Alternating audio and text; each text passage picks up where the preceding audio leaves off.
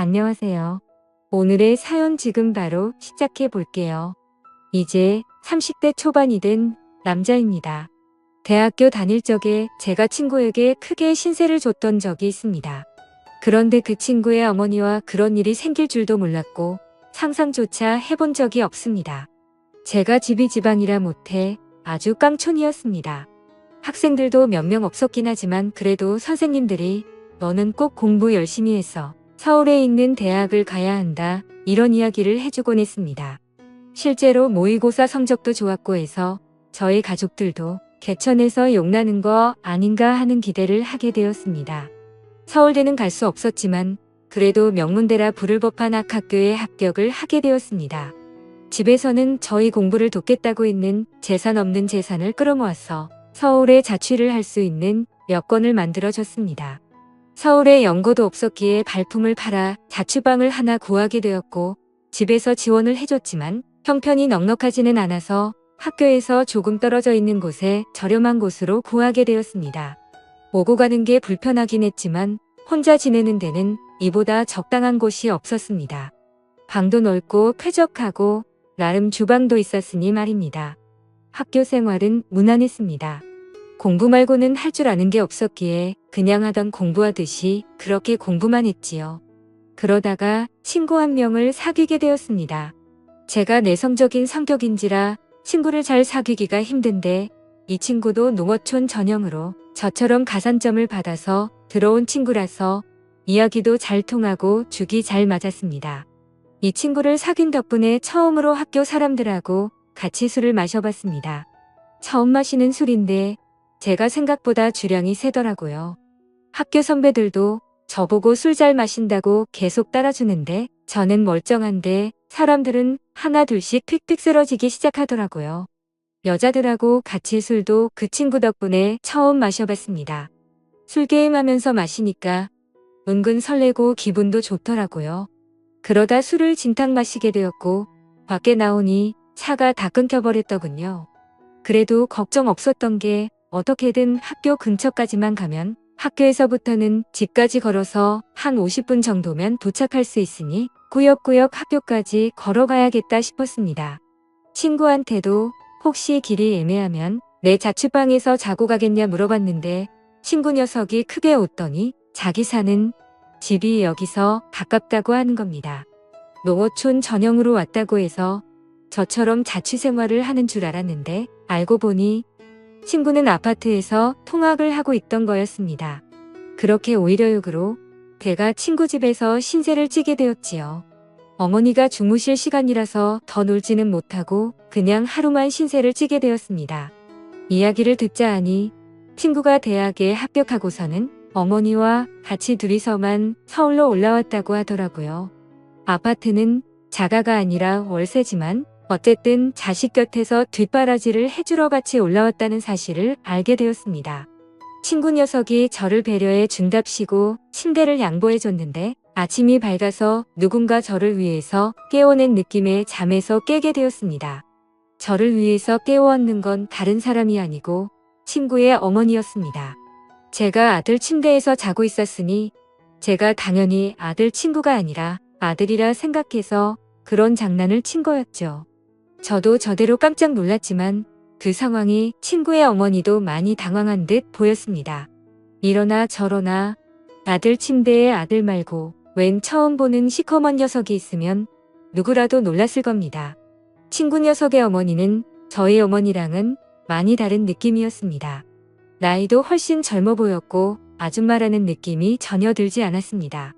머리도 뽀글거리는 파마가 아니고 어깨가 넘게 기름 긴 생머리를 하고 있었고 머리카락에 또한 올 한 올 윤기가 가득했습니다. 40대 후반 곧 50을 바라보는 나임에도 불구하고 30대 후반인 저희 친척 누나와 비교했을 때도 그 젊음이 한치 모자람이 없었습니다. 오히려 그 나이에 비해 여자들만 풍길 수 있는 매력과 그 나이로는 보이지 않는 동안의 외모 때문인가 제 눈에는 그 점이 더 여성스럽고 매력적으로 느껴졌지요. 친구의 어머니는 자기 아들을 끔찍히 챙기는 사람이었습니다. 그러니 서울까지 따라와서 한 집에 살고 있었겠지요.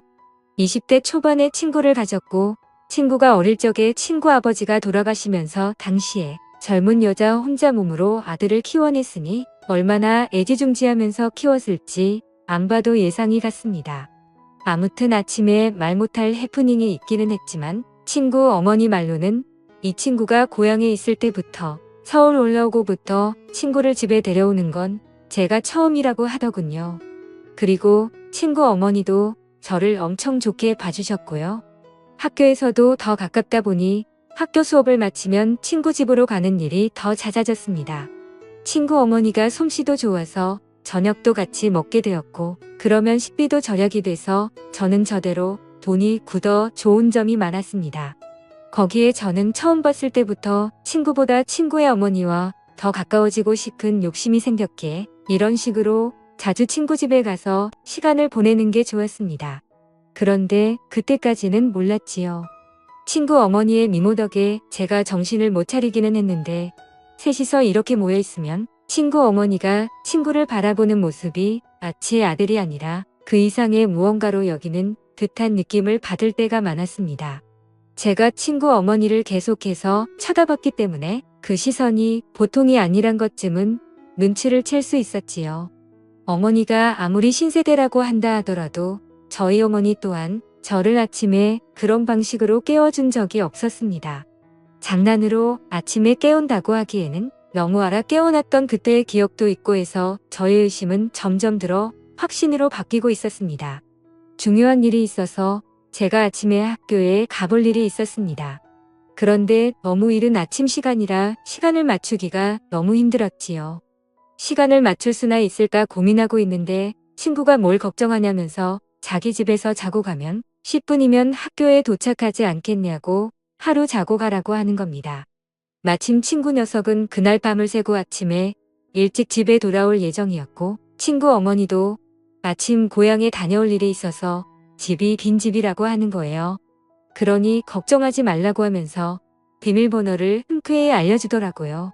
그래서 저녁에 친구 집에 도착했습니다.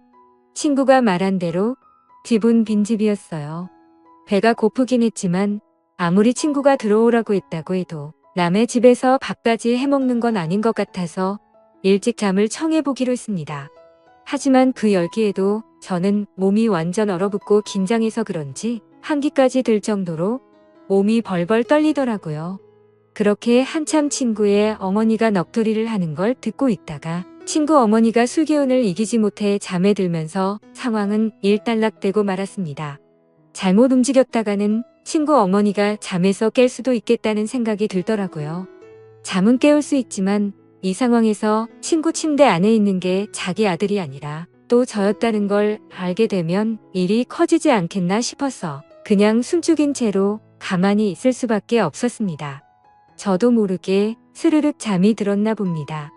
그대로 아침이 밝으면서 친구 어머니가 옆에 있던 게 저라는 걸 깨달았는지 괴성을 지르며 잠에서 깨더라고요.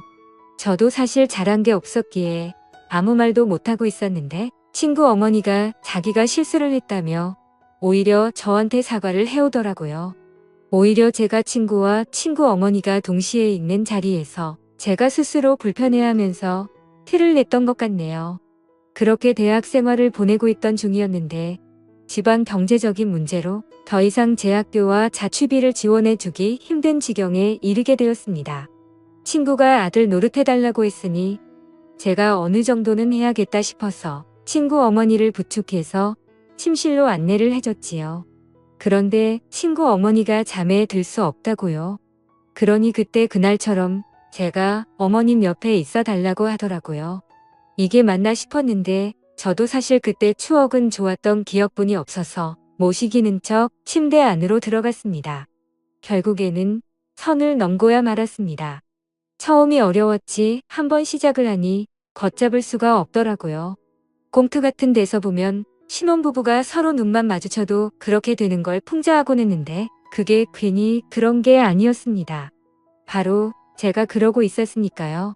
어떤 날에는 친구 어머니는 일도 나가지 않고 저도 학교 전공 수업도 빠지고 둘이서 하루 종일 집에서 붙어있던 적도 있었습니다.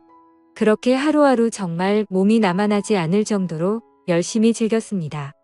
친구 녀석은 군대를 가더니 오히려 얼굴이 폈더라고요. 햇빛에 그을려 새까매져서는 휴가 나왔다고 문을 열고 들어오는데 건강해진 모습이 몰라볼 정도였습니다. 5개월을 부부나 마찬가지로 살았지만 역시 자기 아들이 오니 친구 어머니는 저보다 아들을 더 챙기더라고요. 그런 부부는 질투가 나지 않았습니다. 친구 녀석은 오랜만에 나오니까 저랑 술 한잔하고 싶다고 해서 술을 마시러 같이 나갔죠.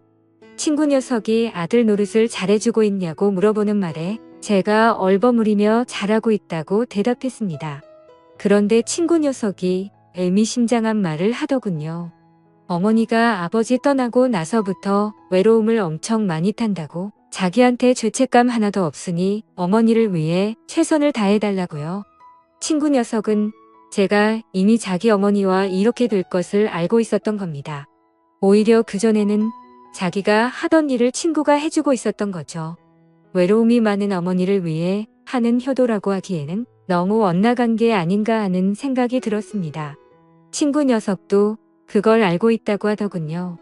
그리고 이제는 제가 있어서 조금 죄책감이 덜하다고요. 다행스럽게도 제가 친구 어머니를 이성적으로 마음에 들어하는 게 다 티가 났기 때문에 이런 부탁도 할 수 있었다고 하는 겁니다. 그렇게 친구는 앞으로도 자기가 전역한 후에도 자기는 학업에 열중해야 하니 저보고 어머니를 이후에도 잘 부탁한다고 하더라고요. 그때 정말 제 머리에 5만 가지 생각이 다 들었습니다. 여태까지는 자연스러웠다 생각했지만 알고 보니 정신 나간 집구석에 얽혀버리고 만 것이 후회가 되더라고요. 그래도 당장 저는 학교 졸업도 해야 했고 신세를 져야 했기 때문에 그 노동값이라 생각하기로 했습니다. 제가 대학을 졸업할 때쯤에 친구 녀석이 전역을 하게 되었습니다.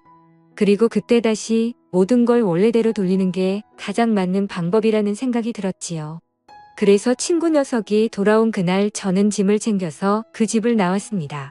친구 녀석이 이러는 게 어디 있냐며 불만을 토로했지만 어떻게 생각해도 그때는 이게 맞는 것 같았습니다.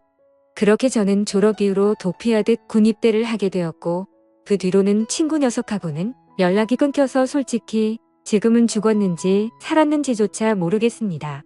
물론 찾아보면 얼마든지 찾아볼 방법이 있지만 친구와 친구 어머니가 행복하게 잘 살길 멀리서 빌고 싶은 마음뿐이기 때문입니다. 감사합니다.